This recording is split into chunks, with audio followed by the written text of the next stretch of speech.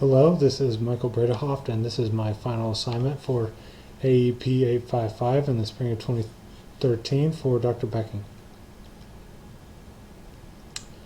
I found 5 articles that related to equity.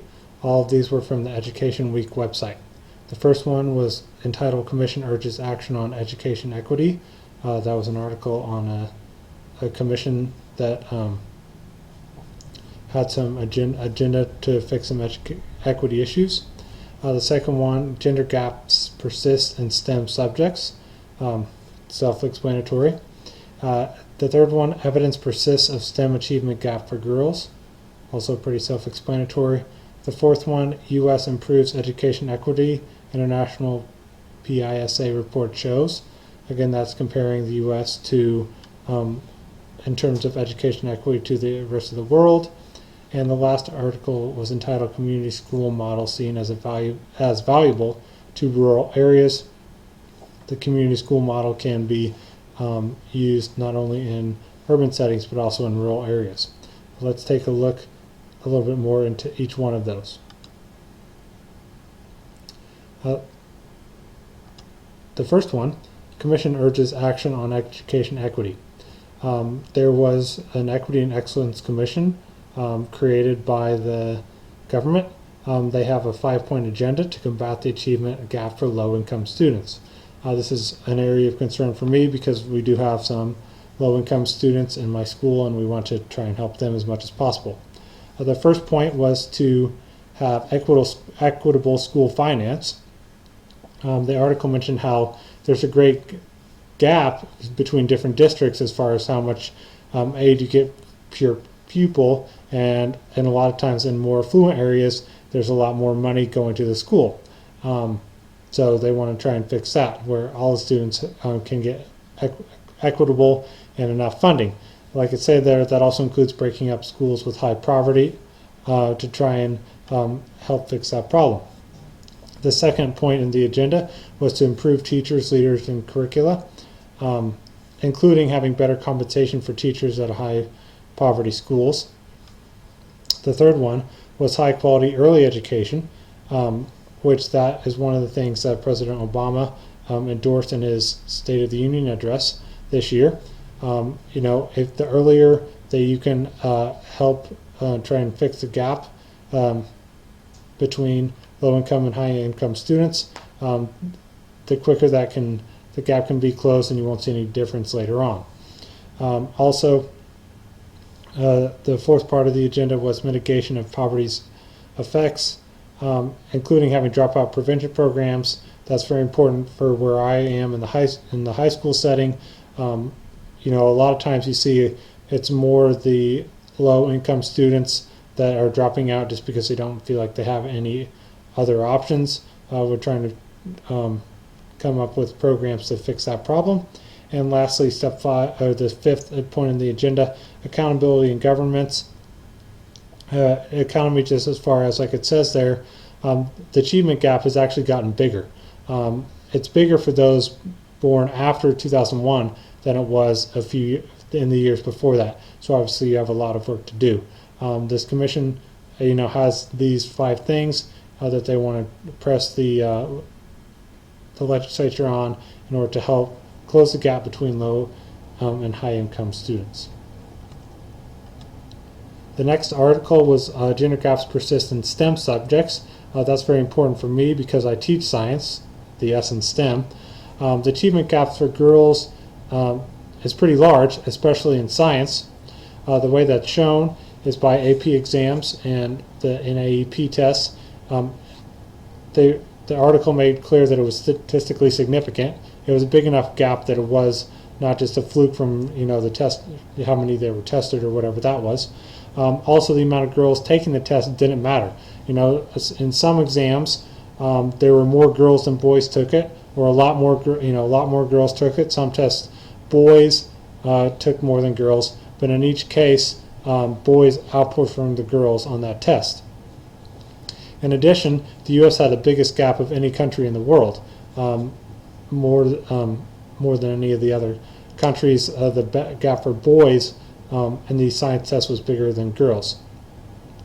In fact, you had in other countries, girls outperformed boys in these science tests, and a lot of them had no gap at all. So obviously something is going on here with the way we're educating our girls on the STEM subjects.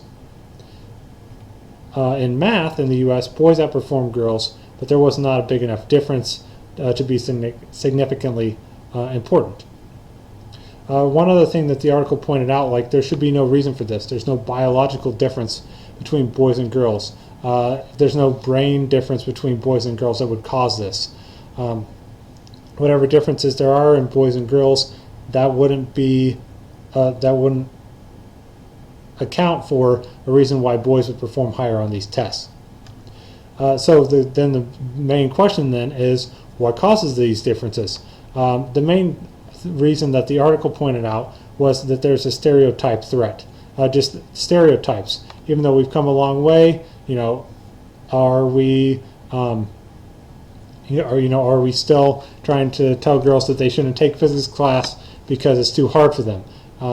It takes a long time for those stereotypes to break down.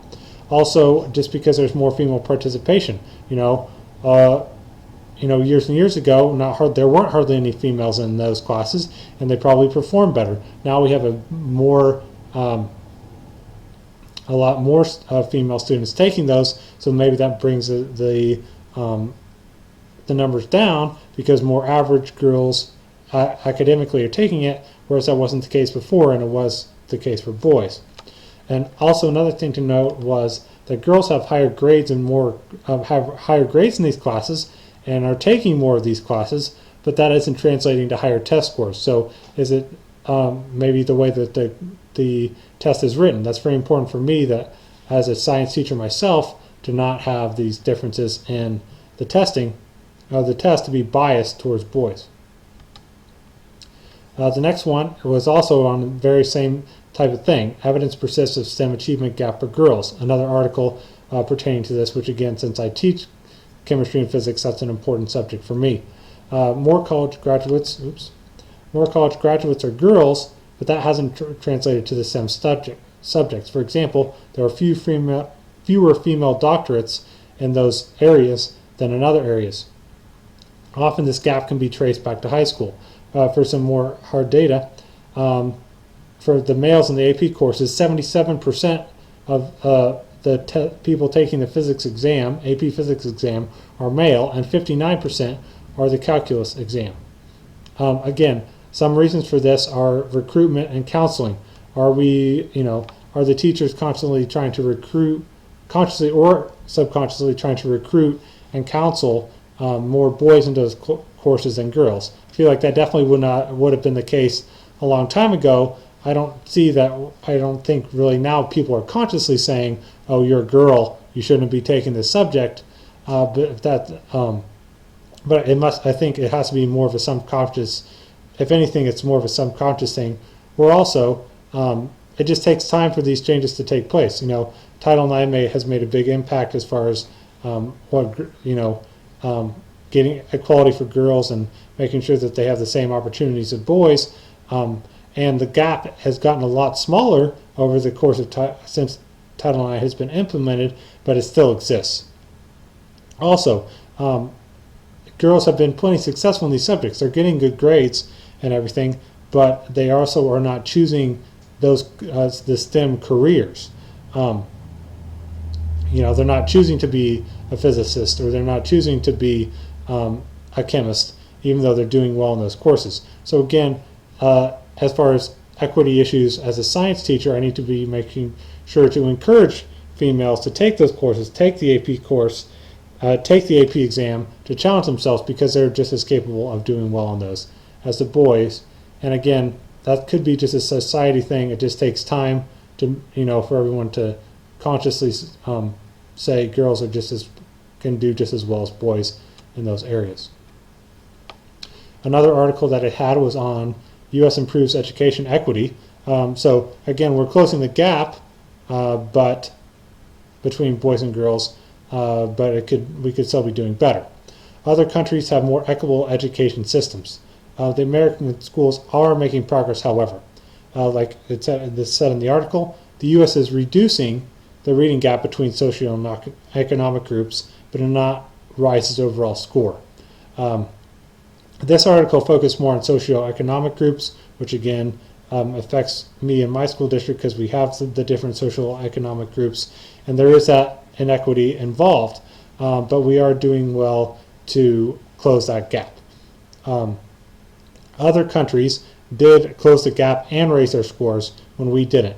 The question that I think here in the United States we have to ask when we read these kind of studies is, who's taking the test? You know, here in America, we're having everybody taking the test. The person, you know, we are, in that case, we're doing a good job as equality because we're saying everybody needs to take the test. That isn't the case in all these other countries. They might only be testing the very best of their students instead of everyone, like we are. And then, of course, we're going to not look as good in the overall rankings if we're testing everyone, and some of these other countries are only testing the best and brightest college-bound students. In addition, the organization that made this report, PISA, they had very similar recommendations than the commission that I mentioned earlier in my first article, as far as how to fix this problem. Very similar to that first article that I mentioned. The last one had to do with equality as far as a community school in a rural area. I teach in a rural area at a community school. Like it said, community schools can help create more equitable conditions for learning and teaching in rural areas. They are sites that integrate academics, health and social services, youth and community development with the goal of improving learning, strengthening families, and creating better communities.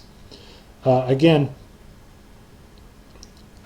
these community schools, I think a lot of times in smaller communities, the school is the focus, and we use that to make the community better as a whole. They become the centers of the community and are always open and available. Ways that schools can be community schools and help, fix inequality issues. The communities can work together through the school in ways that they can fix, inequality issues that you see in smaller communities as well as in, more urban settings. You can have after-school activities to give students a safe place to go after school. You also can work with businesses. My school has a great school-to-career program, incorporating the businesses in the area and get those kids involved with that. They can also provide meals, especially when our school is not in session, provide meals so that the students don't go hungry, because no student, that's a big equality issue. If students aren't getting enough food, they're not going to do well at school. Community schools can also fight poverty and abuse. We can also work with community colleges. These schools can.